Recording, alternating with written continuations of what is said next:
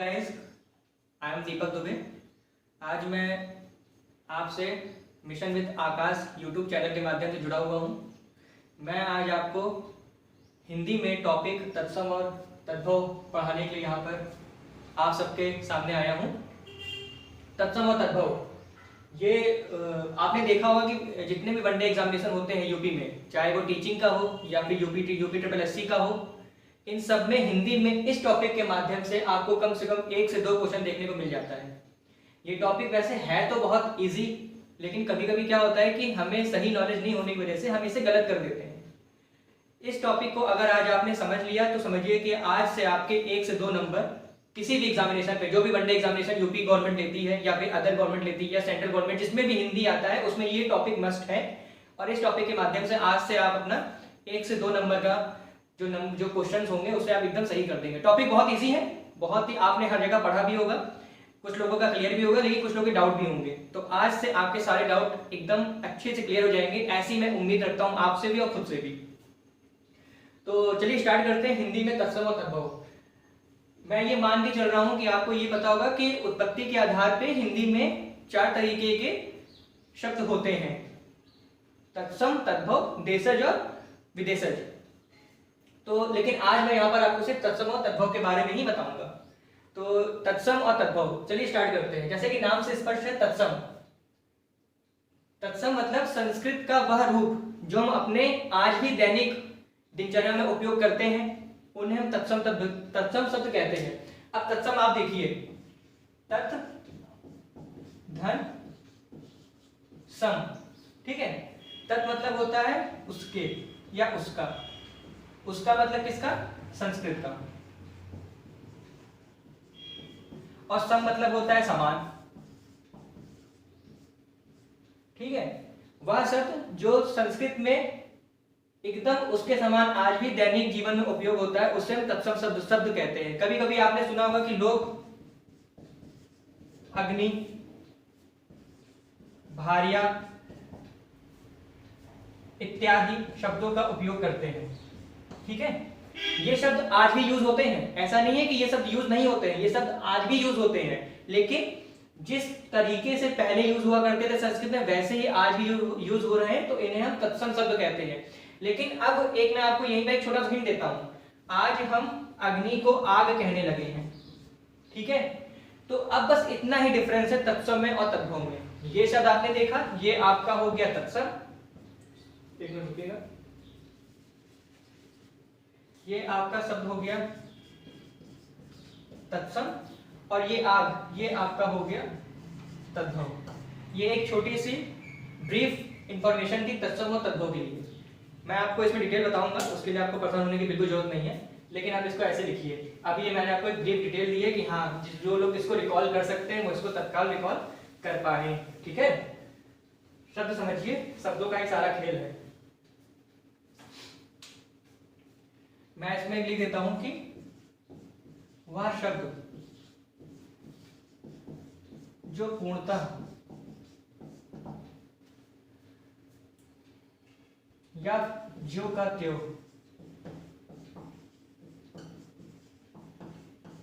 अपना भाव स्पष्ट करते हैं,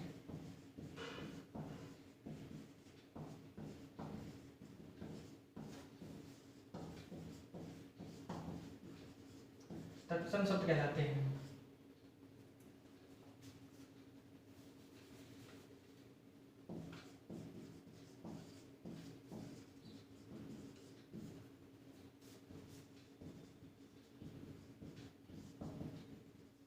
ठीक है।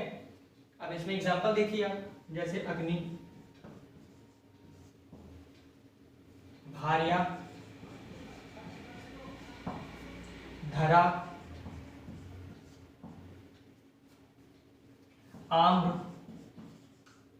इत्यादि।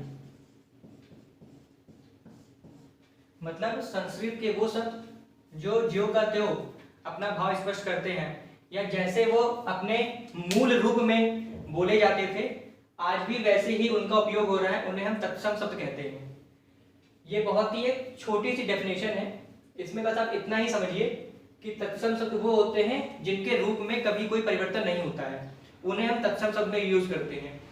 अब देखिए तद्भव, तद्भव देखिए लिखा हुआ है, तद्भव का अर्थ है उस, मतलब संस्कृत से उत्पन्न, अर्थात संस्कृत भाषा के वे शब्द जो विकृत होकर हिंदी में मिल गए हैं तद्भव शब्द कहलाते हैं। अच्छा, तद्भव शब्द का अर्थ होता है परिवर्तन, ठीक है, ठीक है, और तत्सम का होता है यथार्थ रूप,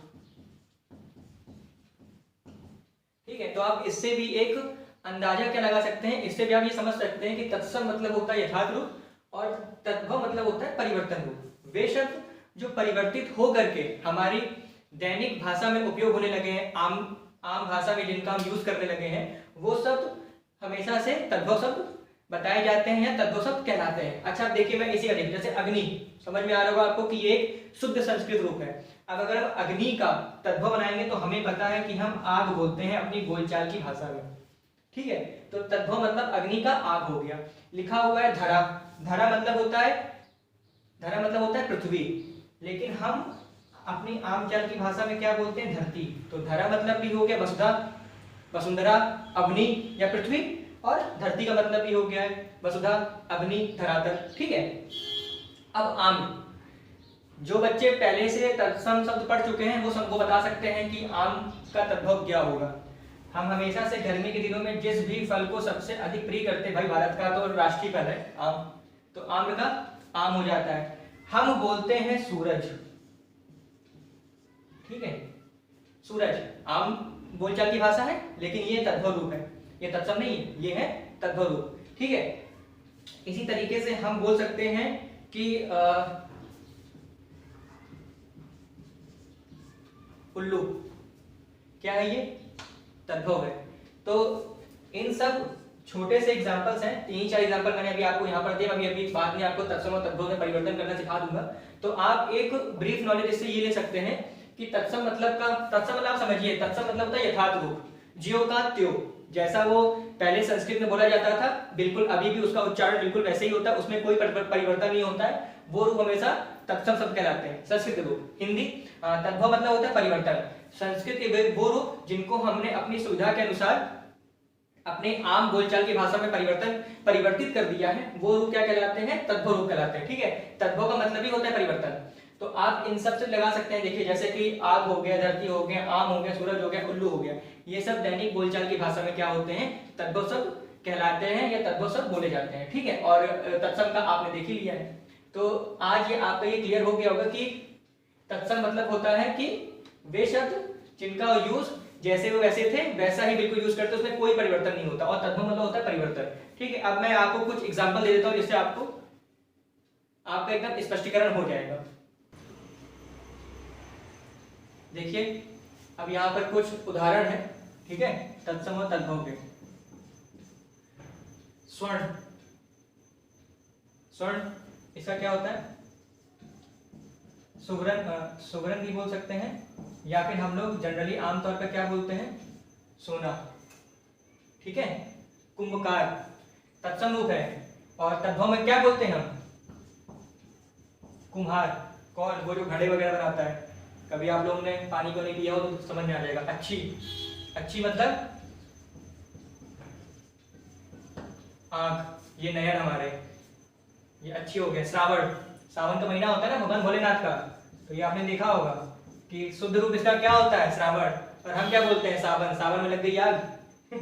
नासिका, नासिका मतलब नाक, समझ में आया। हमारे जो 5 ऑर्गन्स है उसमें सबसे इंपॉर्टेंट क्या है, आप लोग ज्यादा अच्छा जानते होंगे, तीक्ष्ण मतलब तीखा, बोलते हैं ना सब्जी बड़ी तीखी है, मिर्ची बड़ी तीखी है, ये सब यही सब है। नकुल महाभारत के बहुत ही इंपॉर्टेंट पार्ट थे, मतलब एक इंपॉर्टेंट क्या बोल सकते हैं उसको आप, पार्ट, एक इंपॉर्टेंट सदस्य, बहुत खूबसूरत रहे। इनका मतलब क्या होता है, नेवला, नकुल मतलब नेवला। और ताम्र, ताम्र पाषाण युग सुना होगा आपने, ताम्र मतलब क्या होता है, तांबा, ठीक है। ये आपके तत्सम और ये उनके तद्भव रूप। और अगर आप देखेंगे तो यूपी ट्रिपल एससी के पेपर में ये वाला क्वेश्चन, ये वाला क्वेश्चन और ये वाला क्वेश्चन, तो जनरली तौर पे देखने में अगर आप लोग पेपर सॉल्व करते होंगे यूपी ट्रिपल एससी का, उसमें जो हिंदी आती है उसमें और टीचिंग वाले पेपर में, जैसे यूपी टेट हो गया है या फिर सुपर टेट हो गया, आप लोग सब इससे परिचित होंगे। उसमें देखिएगा हिंदी में तत्सम रूप में ये शब्द तो और ये शब्द तो अधिकतर बार पूछा ही जाता है, घुमा फिरा के कभी ना कभी इस शब्द को पूछ लेते हैं, ठीक है। और इसके आगे मैं आपको 2-3 एग्जाम्पल और बताता हूँ, मैं आपसे जरूर पूछे जाएंगे, ठीक है। आगे कुछ और एग्जाम्पल है जो लगातार किसी ना किसी पेपर में आपको देखने को मिल जाएंगे। बहुत ही चुनिंदा एग्जाम्पल लेकर के आया हूँ जो कभी ना कभी आपको किसी ना किसी पेपर में देखने को अवश्य मिलेगा। पेट का पेपर आप में से बहुत लोगों ने दिया होगा, उसमें भी तत्सम और तद्भव पूछता ही है। इस बार पूछा था कि नहीं पूछा था इस बारे में तो पूरी डिटेल नहीं बता पाऊंगा मैं, लेकिन हाँ लेखपाल वगैरह में हिंदी आती है तो आपको तत्सम तद्भव से एक ना एक क्वेश्चन देखने को मिल जाते हैं। अब जैसे इसमें से है ये स्टार लगा है, पूछता ही पूछता है। 2-3 पेपर में तो मैंने खुद देखा है और टीचिंग वाले पेपर में तो बिल्कुल आता है। गोमय, आप में से बहुत लोग इसका अर्थ भी जानते होंगे, मुझसे पहले क्या पता उन्होंने आंसर भी दे दिया हो। लेकिन चलिए स्टार्ट करते हैं। नासिका, नासिका मतलब नाक, ये शायद मैं आपको भी बता चुका था, चलिए कोई बात नहीं फिर से बता रहा हूँ। शर्करा मतलब शक्कर, बोलते हैं ना किसी को चाय में शक्कर अच्छी लगती है, किसको भी अच्छी लगती है, मैं तो पीता हूँ 4 डाल करके। इच्छु मतलब ईख, 4 डाल करके मतलब 4 चम्मच डाल करके, कुछ और समझिएगा, आज के समझने बहुत समझ लेते हैं। कदली मतलब केला, केला जितना खाएंगे शरीर उतना स्वस्थ पाएंगे, ऐसा मैंने साइंस बोलती है। गोमे मतलब गोबर,